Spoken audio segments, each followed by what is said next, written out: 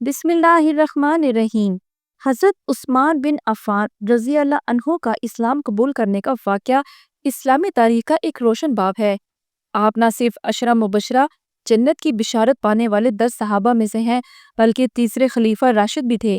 ان کا اسلام قبول کرنا ایک انتہائی اہم واقعہ ہے۔ آئیے تفصیل سے جانتے ہیں۔ حضرت عثمان بن عفان رضی اللہ عنہ کا تعارف۔ حضرت عثمان رضی اللہ عنہ قریش کے قبیلہ بنو امیہ سے تعلق رکھتے تھے۔ آپ کا نسب نبی کریم صلی اللہ علیہ وسلم سے 5ویں پشت پر جا کر ملتا ہے۔ آپ بچپن سے ہی نرم مزاج، شرمیلے، دیانتدار اور سخی انسان کے طور پر مشہور تھے۔ آپ تجارت کے پیشے سے وابستہ تھے اور مکہ کے مالدار اور عزت دار افراد میں شمار ہوتے تھے۔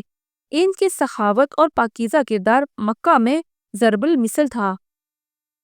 اسلام کی طرف رغبت۔ حضرت عثمان رضی اللہ عنہ نے جب نبی کریم صلی اللہ علیہ وسلم کی دعوت اسلام سنی تو ان کے دل کو یہ بات فوراً پسند آئی۔ اسلام کی سچائی، توحید کا پیغام اور نبی صلی اللہ علیہ وسلم کی صداقت نے ان پر گہرا اثر ڈالا۔ اس وقت کے حالات میں جب اسلام قبول کرنا ایک بہت بڑا فیصلہ تھا، حضرت عثمان رضی اللہ عنہ نے سچائی کو پہچان کر اسے قبول کیا۔ حضرت ابو بکر صدیق رضی اللہ عنہ کے ذریعے اسلام۔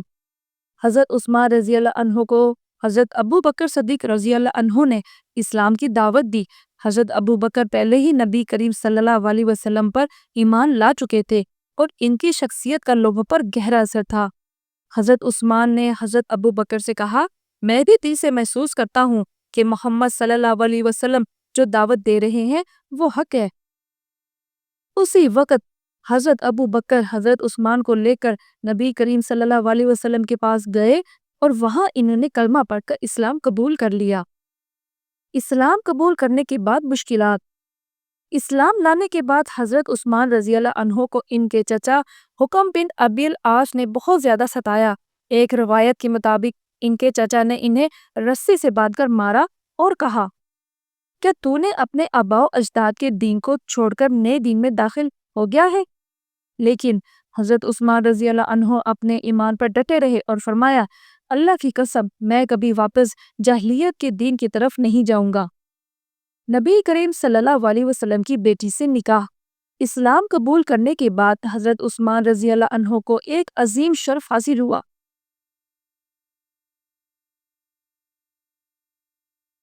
نبی کریم نے اپنی صاحبزادی حضرت رقیہ رضی اللہ عنہ کا نکاح ان سے کیا، اس لیے انہیں ذو النورین کہا جاتا ہے، دو نوروں والا، کیونکہ بعد میں نبی صلی اللہ علیہ وسلم کی دوسری بیٹی ام کلثوم رضی اللہ عنہ بھی ان کے نکاح میں آئی۔ نتیجہ اور اہمیت۔